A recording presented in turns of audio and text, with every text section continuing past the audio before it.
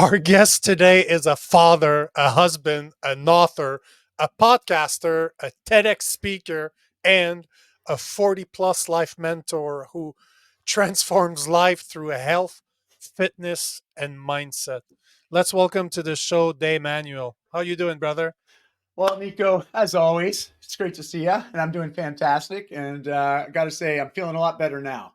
Last couple of weeks been definitely challenging. Been dealing with some sickness, but I'm feeling great now. So yeah, just honored to be here, man. Can your sickness be healed? I thought it was normal for you. Well, you're right.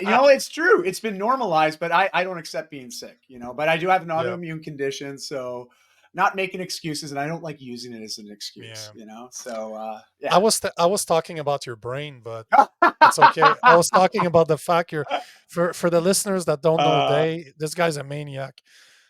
So, man, without further ado, floor's yours. What is the most valuable lesson you've learned and how did it change your life? Oh man, it's like so many lessons. But I guess if I'm really honest, Nico, the biggest lesson that I've learned in my adult life specifically, and I'm talking like the last, I'm 47 now. So to date myself, the last 27 years, since I was 20 to now, there's been lots of uphill battles and some very deep crevasses I've found myself, sort of wallowing in.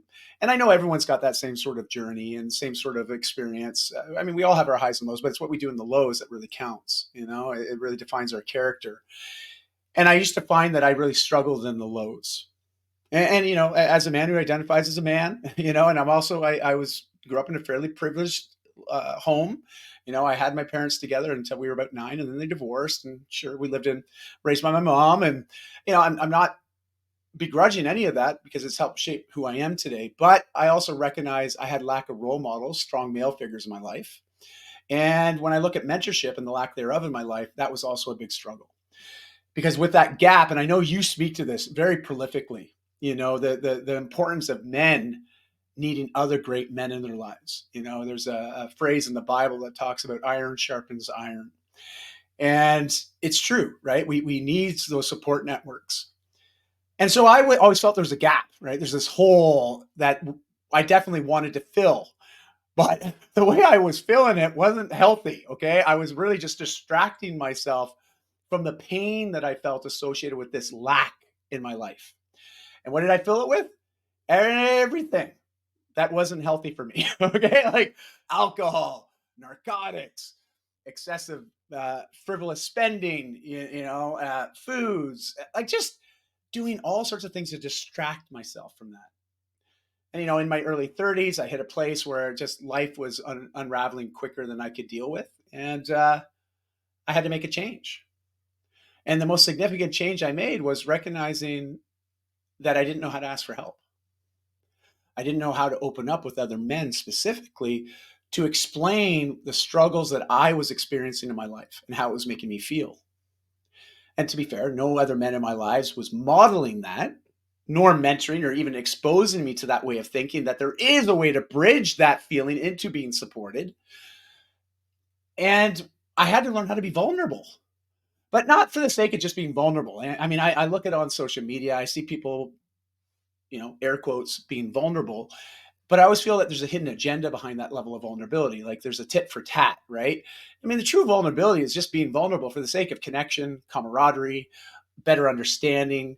I mean, there's so many aspects, but it's also something that's earned. It shouldn't just be given freely, because there's a lot of trust that's also built when we're vulnerable.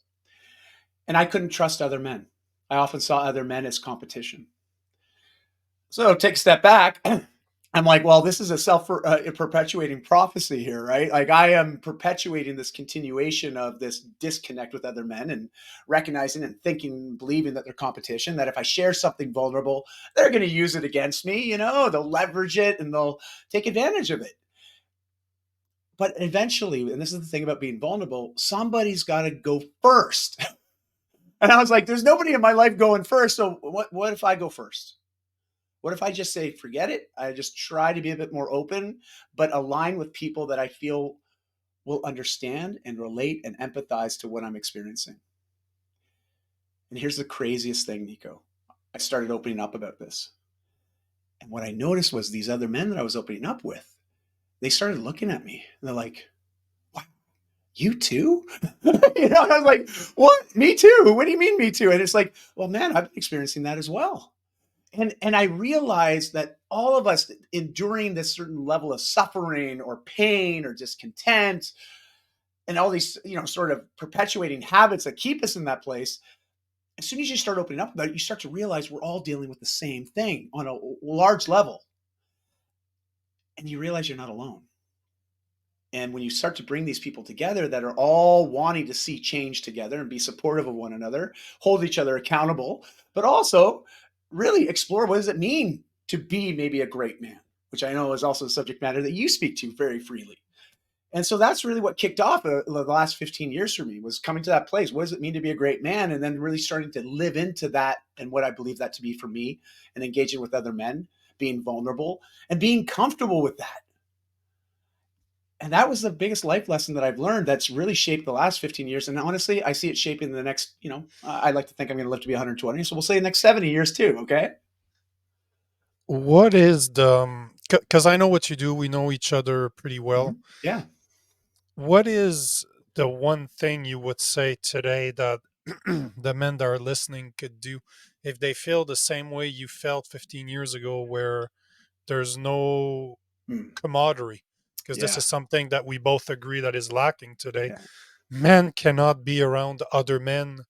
It's sexist now to be around other men without including women. But Mm. what would you say for the men out there that don't necessarily have other men to share with, to just, even if it's not speaking, it's just being around other men? What would you Mm. suggest they do?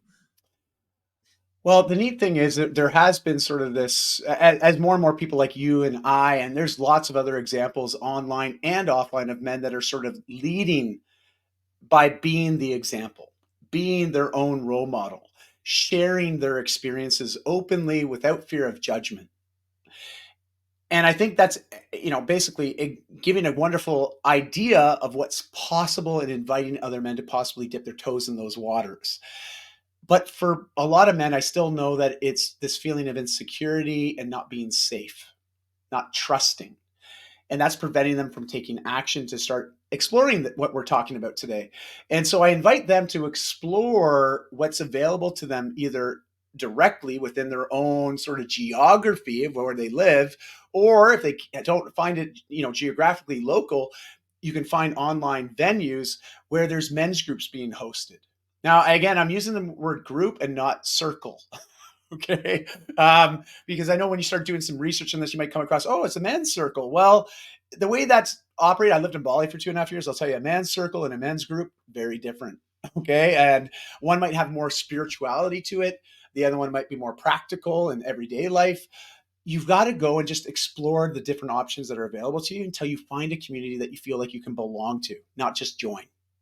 And I think that's a wonderful first step. And if you're still intimidated by that, reach out to somebody like you, Nico. I know you coach and support men with this, and I do the same.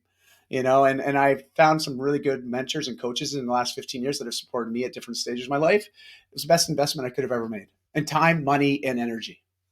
Love it, brother. Love it. Absolutely love it. So, guys, if you agree with what Day's talking about, you want to know more, all of his information is in the description below. So make sure to give him a listen, follow. He has an interesting podcast too, so go check it out. If you like the show, you have to like, you have to comment, even if the comments are not nice. Even if you disagree with Day, even if you disagree with me, please comment, engage. This is how conversations are started. This is how minds are changed. And make sure to share. And until next time.